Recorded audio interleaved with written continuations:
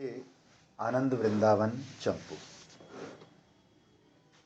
इस प्रकार सब ब्रज गोपियां अपने अपने घर को त्याग कर वन में जाना चाह रही थी। देखो, जब कृष्ण की मुरली सुनी ना तो फिर कुछ घर का सुहाया नहीं। इसलिए यदि तुमको कृष्ण भक्ति चाहिए तो सब छोड़ के एकाग्र होके अच्छी जगह मिली हुई है। Govindanand ji is a very nice man and a very nice saint. हम जानते हैं उनको, वो भी हमको नाम से जानते होंगे, हम बहुत साल हो गए मिले नहीं। तो एक टांग ऋषिकेश और एक टांग वृंदावन, तो कृष्ण भक्ति नहीं मिलती, इसमें विक्षेप हो जाता।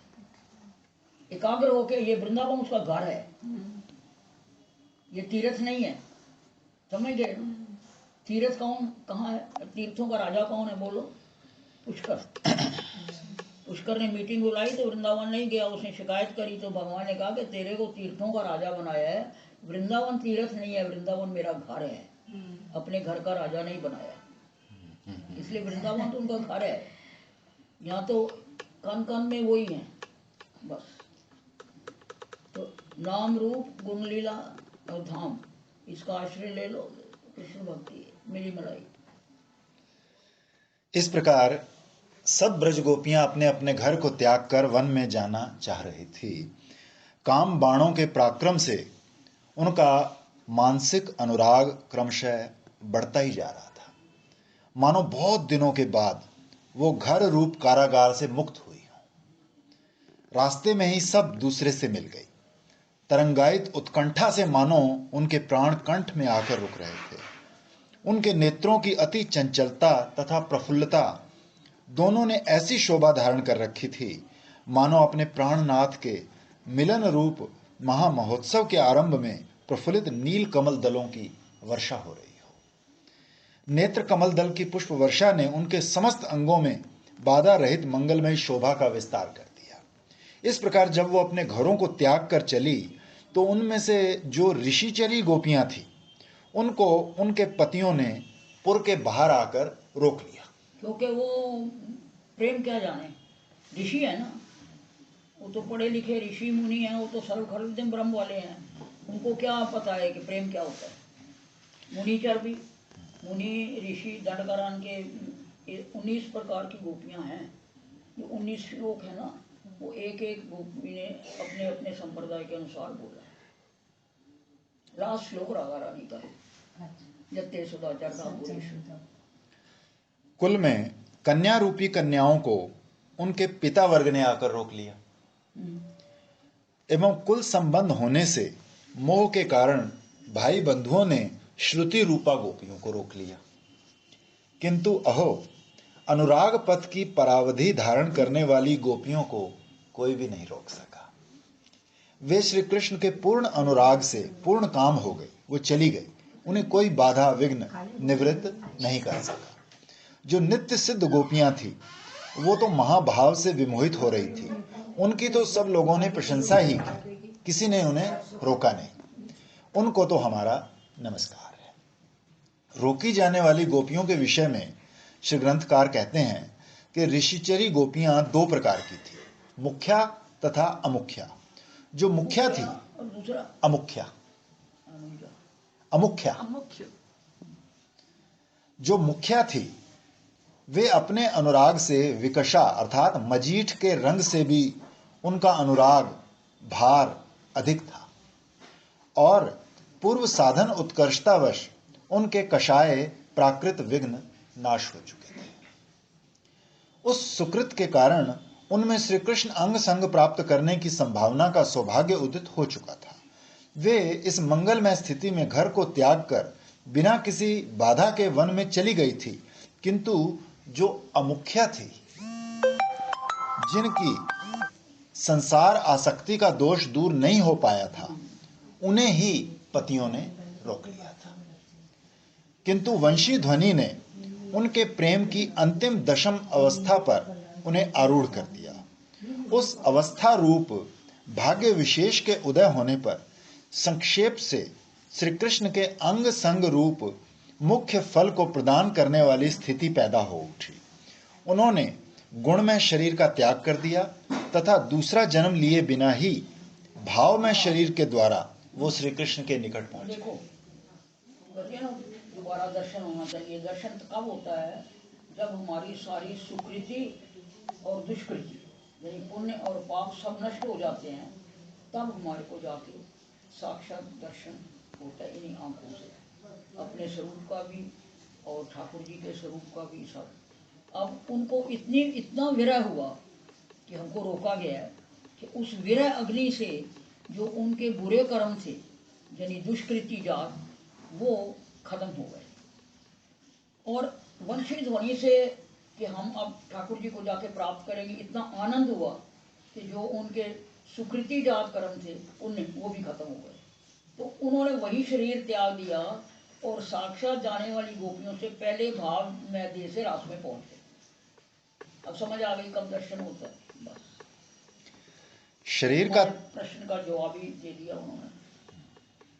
शरीर का त्याग इसलिए करना पड़ा कि उनके करुणा रहित उग्र स्वभाव के पति उनके घर से निकलने से पहले ही उतरने की सीढ़ी और दरवाजे को रोक कर खड़े हो गए थे। उनके बाहर जाने के प्रयास को भंग करने में पूरे तत्पर हो गए थे। अतः उनका गुणमय शरीर से बाहर जाना किसी प्रकार भी संभव नहीं हो सका। उन अमुख्या गोपियों ने अपने पतियों द्वारा की गई रुकावट को देखकर समझ लिया कि वो श्री कृष्ण के निकट जाने में समर्थ नहीं है।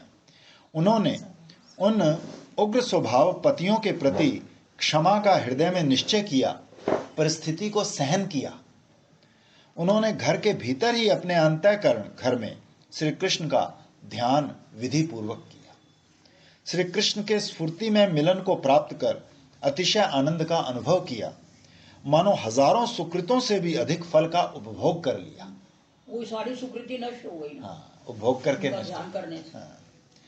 अपने संग की गोपियों के साथ वन में ना जाने का जो उन्हें तीव्र असह्य विरह दुख हुआ, जो जीवन को भी जलाने वाला था, पाप नष्ट हो गया। उस तरह पाप उनके पुण्य नष्ट हो गए। ये चौथी स्थिति है। पहला आदो श्रद्धा, भगवान में श्रद्धा होनी।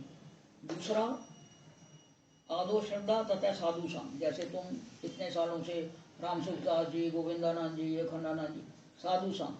तीसरा भजन क्रिया, गुरु पदाश्रय, भजन क्रिया, अनर्थ निवृत्ति। ये अनर्थ निवृत्ति हो गई, दुष्कृति जात और सुकृति जात दोनों। अब हम सब इसी सीढ़ी में हैं, क्योंकि गुरु पदाश्रय भी हो गए, वृंदावन भी आ गए। अब हम सब अनर्थ निवृत्ति में ही हैं। हमारे कब दुष्कृति और सुकृति नष्ट हुए।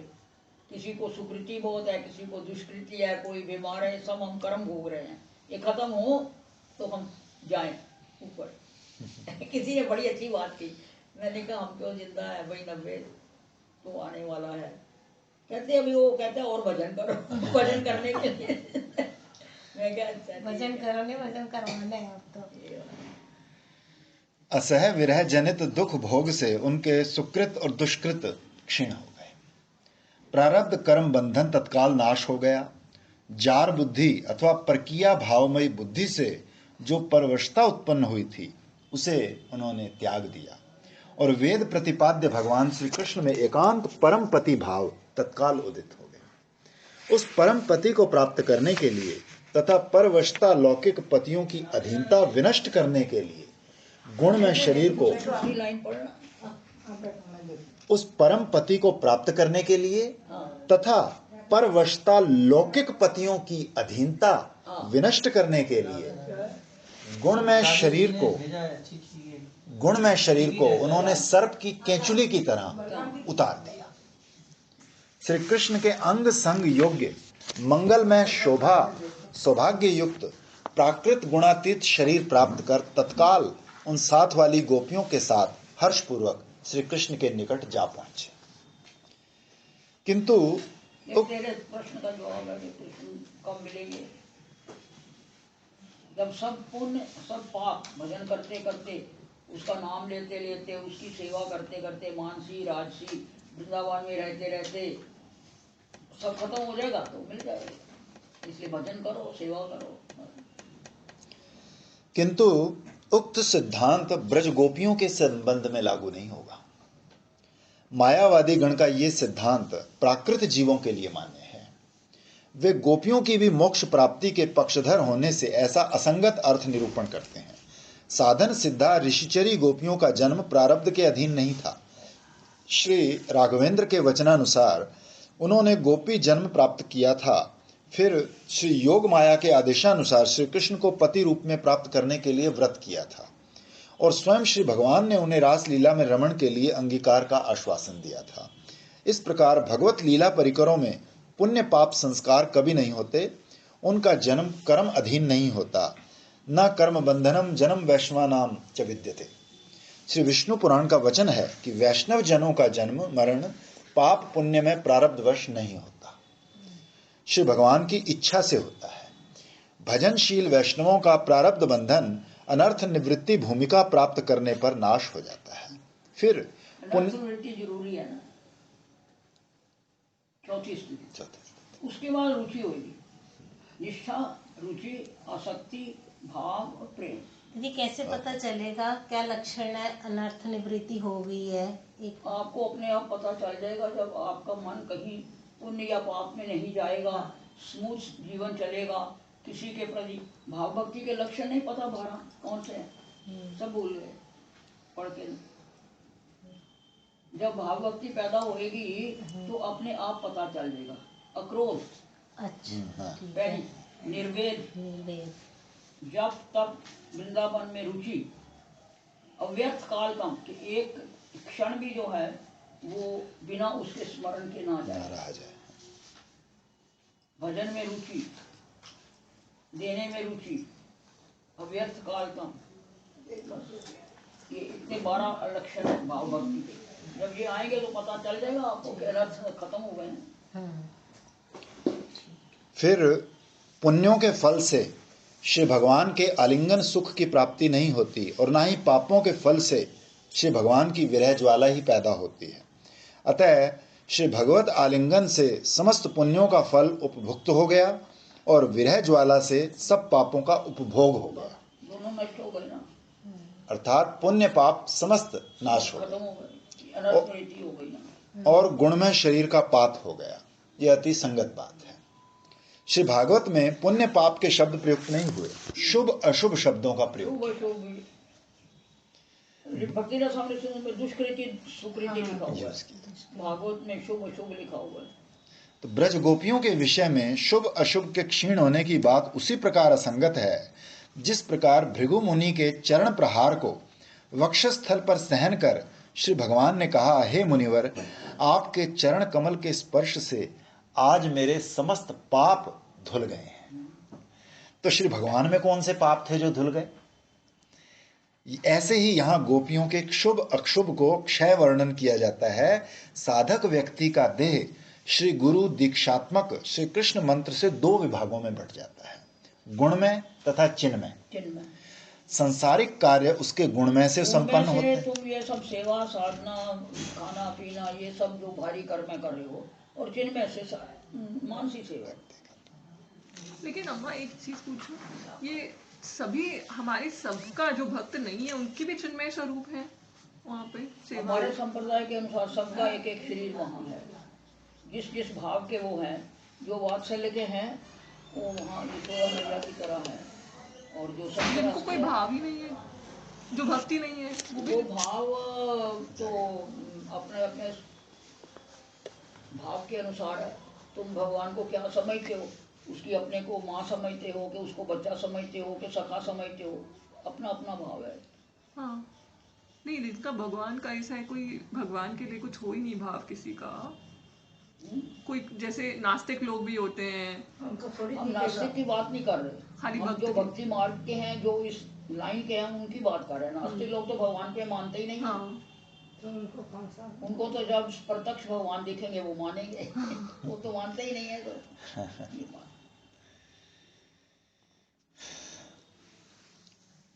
और श्री भगवान भक्ति के श्रवण कीर्तन स्मरण आदि अनुष्ठान चिन्मय से होते हैं, क्योंकि श्री भगवान की भक्ति निर्गुण है, गुणमय शरीर से कभी अनुष्ठित ही नहीं हो सकती। इस तरह साधन सिद्ध गोपियां अमुख्या के शरीर 2 विभागों में विभक्त थे।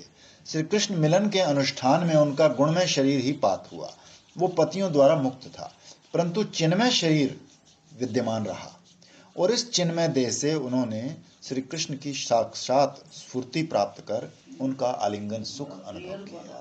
बहुत साफ। इससे भी आगे ये बात है कि पत्नियों ने ऑब्जेक्ट क्यों नहीं किया, उनकी निंदा क्यों नहीं हुई, ये भी सोचने वाली बात है।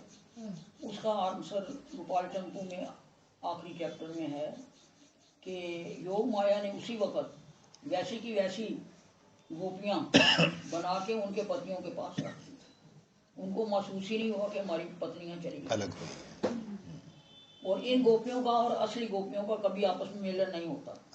जब ये जाती हैं तो वो तिरोहत हो जाती हैं। ये आखिर में जाके जब यशोदा और नंद ने कहा कि हम शादियां करेंगे, तब वो लोग को पता लगा कि ये छाया गोपियां हैं, ये असली गोपियां हैं। शरीरपात होता है, शरीरपात होता तो क्या उनकी फिर कभी अंत्येष्टि क्रिया का वर्णन है? नहीं है। अपितु जब श्री उद्धव जी ब्रज में आए तो वो समस्त गोपियां विद्यमान थी। वही तो मैं बता, ये छाया गोपियां था। तो इन्होंने बड़ा बड़ा बहुत डिटेल में और क्लियर वर्णन कर दिया है। अपितु जब श्री उद्धव जी ब्रज में आए तो समस्त गोपियां विद्यमान थी, अतः यहाँ प्रारब्ध अधीन गुणमय शरीर के पात होने का अभिप्राय नहीं है। नित्य सिद्धा गोपियों के साथ साथ फिर उन्होंने चिन्मय देह से श्री कृष्ण अंग संग का सौभाग्य भी प्राप्त किया और योग माया ने उनके प्राकृत पतियों के संग से सदा रक्षा की और उनकी प्रतिमूर्तियां स्थापन करके बता रहे हैं कि इस विषय की विस्तृत आलोचना श्री भागवत की श्री जीव विश्व कृपानुगा टीका में तथा श्री कृष्ण संदर्भ अनुच्छेद की गोपाल तोषणी टीका में दिया गया है। भगवान श्री कृष्ण की रति वासनामयी उन साधन सिद्धा गोपियों की मोक्ष की बात अर्थात पाप पुण्य में प्रारब्ध नाश होने पर उनका शरीर पात हो गया का असंगत होना कोई आश्चर्य का विषय नहीं है, क्योंकि श्री कृष्ण रति सनातन है, विनाश रहित हैं। उनमें गुणमयत्व की जो शांति अर्थात नष्ट होना, उनमें कृष्ण रति अनुरूप गुण राहित्य निर्गुण अर्थात चिन्मयत्व को ही प्रकाशित करता है। नीति तिलक स्वरूपा श्री कृष्ण की रति कांति का ये विशेष प्रभाव है, अर्थात श्री कृष्ण रति शरीर का पात ना करके चिन्मय शरीर द्वारा प्रेमी भक्तों को श्री कृष्ण का मिलन ही कराती है। अब श्री कृष्ण की छलमयी उक्तियां। तदनंतर श्री कृष्ण ने उन प्रियतमा गोपियों को अपने पास आया देखकर परिपूर्ण कला कलाप से छल पूर्वक थोड़ा टेढ़ापन अपना लिया। यमुना तट पर खड़े पीतांबरधारी श्री कृष्ण हैं तो अनुकूल नायक, किंतु बाहर से प्रतिकूल नायक और भीतर से अनुकूल नायक बनकर उन गोपियों से कहने लगे, आप आई हुई समस्त गोपियों का स्वागत है, आपका आना मंगलमय हो। कहिए मैं आपका कौन सा प्रिय कार्य करूं? मुझे लगता है हे कमल नयनियों। वही बात हुई, किसी को निमंत्रण दिया कि भाई आओ खाना खाने, वो आए तो पूछे जी कैसे आए हो। ये वही बात हो गई ना, वो आए तो पूछे जी क्यों आए हो और कैसे आना हुआ। एक एक का नाम लेके बुलाया तो आप पूछे क्या काम करो तुम्हारा। मुझे लगता है हे कमल नयनियों, आप अपने घर में जैसे बैठी थी उसी अवस्था में उठकर चली आई हो। किसी के कुंडल है, किसी के काजल है, किसी का ये। आप किसी कौतुक विहार से तो यहाँ आई हुई नहीं लगती हो, क्योंकि कौतुक विहार के लिए ऐसा वेश नहीं होता। आपके शरीर को विभूषित करने वाले भूषण आधे आधे अंगों में दिखाई दे रहे हैं। आप सब सुंदर वेश सजा सकती हो, परंतु लगता है आपने इस बात पर ध्यान ही नहीं दिया। इसलिए हे कमल नयनियों, मेरे मन में शंका हो रही है कि कहीं कोई महामंगल उत्पन्न हो, कोई उत्पाद तो नहीं हो गया तो तुम दौड़ के आ गई हो, जिससे घबराकर यहाँ भागी चली आई हो। मैं देख रहा हूँ कि आपकी थकावट भी अभी दूर नहीं हो पाई है। हे मृगनयनियों, आपके कानों के कर्ण कमल कुंडल कुम्हला रहे हैं, पसीनों की बूंदें बही जा रही हैं। ऐसा लगता है अहो उनके द्वारा आपकी अलकावली मुक्ताओं से ग्रसित हो रही है। आप बड़े दीर्घ श्वास ले रही हो और उनसे आपके अधर पल्लवों की कांति भी मलिन पड़ गई है और लंबे श्वासों के कारण आपकी चोलियां बार बार कंपित हो रही हैं। ये भी कहना नहीं बनता क्योंकि यदि ब्रज में कोई महान उत्पात या भय उपस्थित होता तो दुख के कारण मनुष्यों में भी भागदौड़ मच जाती। इसलिए भय अथवा मंगल दोनों में से कुछ भी मैं कैसे कहूं। और आपकी ये अधूरी वेशभूषा को देखकर आपका कौतुक विलास भी नहीं कहा जा सकता, क्योंकि गड्ढे में पड़ी वस्तु अपने आप बाहर नहीं आ सकती। अर्थात आप गड्ढे बिल के समान घर में स्वतंत्र रहने वाली हो, स्वतंत्रता पूर्वक घर से बाहर आ गई तो या तो फिर उन घर वालों की सम्मति पाकर आई हो अथवा स्वतंत्रता से ही आई हो, किंतु घर वालों की सम्मति का होना असंभव है। दूसरा कारण आपकी स्वतंत्रता हो सकती है। आपके लिए इस समय वन विहार की स्वतंत्रता भी संभव नहीं, क्योंकि ये समय वन भ्रमण का नहीं है, अनेक दोषों से भरा प्रदोष का समय है। देखिए, ये रात का समय घोर भयंकर है, ये वन भी भयदायक पशुओं से युक्त है। मैं तो निर्भीक हूँ, मेरे अकेले के लिए तो ये रसदायक है, किंतु रमणियों के लिए रसदायक नहीं है। इस वन से भी यदि आपको कोई भय नहीं प्रतीत हो रहा है तो भी यहाँ से लौटकर घरों में जाना ही कल्याणकारी है। मेरे इस वचन को आप ध्यान से सुनिए। हे खंजन नयनियों, यदि आप सब आनंद की मस्ती में यहाँ वन को देखने की इच्छा से आई हो तो आप बड़ी पुण्यशालिनी हो। आपने वन का दर्शन भी कर ही लिया है। देखो देखो, इधर प्रफुल्लित लताओं पर मदमत्त मधुकरों की सुमधुर झंकार मानो आपको स्नेही सखियां मानकर आपकी निंदा कर रही है। अर्थात कुलांगनाओं को इस समय वन में नहीं रहना चाहिए, ऐसा। इसलिए आप यहाँ वन में ठहरने की इच्छा मत करो, अपने घरों को लौट जाओ। ये वृक्ष भी अपनी पुण्यमयी मुस्कान से आपको यहाँ से जाने की प्रेरणा दे रहे हैं। वृक्षों की छाया में जो कहीं चंद्रमा की चांदनी मिली दिखती है, मानो उसे तिल और चावल मिले हुए पड़े जानकर पक्षी अपनी चोंचों से चुग रहे हैं। और इधर चंदन वन की वायु द्वारा वृक्षों का तल भाग स्निग्ध हो रहा है। वायु ऊपर को उठती यमुना की लहरों को आलिंगन करने का व्यसनी है। खिले हुए श्वेत कमल तथा नील कमल के वनों को मर्दित करता हुआ ये सुगंधित हो रहा है। वो वायु कोयलों की मधुर ध्वनि को प्रसारित करने में बहुत चतुर है। आप वन की ये सब शोभा देख लो। ये वन अनेक प्रकार के अखंड वृक्ष मंडल से विभूषित है एवं चित्र विचित्र पक्षियों से चित्रित है। इस प्रकार के वन को देखने के लिए स्त्रियों को यहाँ रहना उचित नहीं है। अभी गुरुजी उपदेश देंगे पतिव्रता हो जाओ। इसलिए आप सब ब्रज में चली जाओ। आप मेरे वचनों को सुनो, अपने पति सुहृदों की जाकर सेवा करो, क्योंकि वे अनादर के योग्य नहीं हैं। इस प्रकार विवाहिता रमणियों के प्रति कहकर श्री कृष्ण सुकुमारी कुमारियों के प्रति कहने लगे, हे चारुदंती कुमारियों, आपके घर में बालक रो रहे होंगे और बछड़े भी रंभा रहे होंगे। उन बालकों को जाकर उनकी माता का दूध पिलवाओ तथा बछड़ों को भी दूध पिलवाकर गोदोहन करा दो। अपने उदार चित्त को मोह में मत डालो। सबको संबोधित करते हुए फिर श्री कृष्ण बोले, हे गोपियों, आपके माता पिता तथा पुत्रों सहित भ्राता एवं तुम्हारे पति ये सब लोग आपको चारों ओर ढूंढ रहे होंगे। इस मोह में मत पड़ो कि हम कुछ नहीं जानती।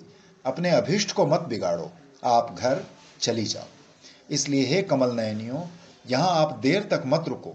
मैं नहीं जान पा रहा हूँ कि आप मेरे कहने पर भी नहीं लौट रही हैं, क्या कारण है। यदि मुझे देखने के लिए ही आप आई हो तो आज आपने मुझे देख ही लिया। मुझे तो आप और भी किसी समय देख मिल सकती हो। इस समय मेरा देखना मिलना आपके लिए सुखदायक नहीं है। देखो, मेरे ध्यान, मेरे नाम गुण श्रवण तथा मेरे दर्शन की अपेक्षा मेरा निकटवर्ती संग अधिक सुखदायक नहीं है।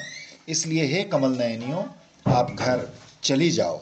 ये जो दूध पिलाने की बात आई है ना, ये उनके अपने बच्चे नहीं थे, दरानी जेठानियों के थे, क्योंकि वो तो कृष्ण के लायक नहीं है ना, जिनके ब्याह हुए हैं।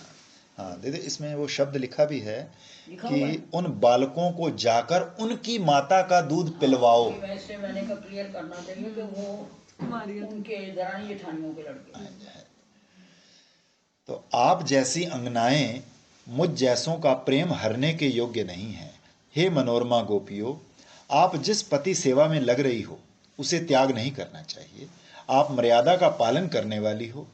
पति लोक को चाहने वाली नारियों के लिए अनार्य उपकर्म मर्यादा का उल्लंघन। पति लोग जो 300 वर्ष। जो आदर्श पत्नियां होती हैं ना, उनके लिए पति लोग हैं, 300 साल वहाँ इकट्ठे रहते हैं, फिर वापस आए। हे प्रिय गोपियों, लोक और वेद की यही नीति है कि अपना पति चाहे बुरे स्वभाव का हो, अति खल के स्वभाव का हो, दुखमयी लता के पुष्पों की वर्षा करने वाला हो, दुखद गाली फटकार देने वाला हो, मरणासन हो, वृद्ध हो, बहरा हो, सब दोषों का घर हो, मूर्ख, रोगी अथवा गरीब ही क्यों ना हो, सुमति स्त्रियां ऐसे पति का त्याग नहीं करती। और यदि इन समस्त दोषों से रहित है, उसे तो बिल्कुल नहीं त्याग किया जाता। आप तो इन दोनों प्रकार की लोक तथा वेद की नीति से विलक्षण हो, निर्मल आनंदोत्सव में निशंक रहने वाली हो। पर पुरुष में जो अनुराग है वो हर प्रकार से भयदायक है, दोनों लोकों के विरुद्ध और अपयशकारी तथा निंदनीय है। फिर तुम्हारी जैसी कुलांगनाओं के लिए तो महान घृणा करने योग्य है। देखो, पति एक होता है, पर पुरुष का तो दर्शन करना भी उचित नहीं, परंतु आप सब मुझ पर पुरुष को देख रही हैं, इसलिए आपकी महिमा सब तरह महान ऊंची है, जगत में तो इसकी बराबरी नहीं है। इस परम प्रिय हितकारी उपदेश को आदर देकर आप यहाँ से अपने अपने घर चली जाओ, मेरे इस वचन को मान लो। आरती का टाइम हो गया टाइम।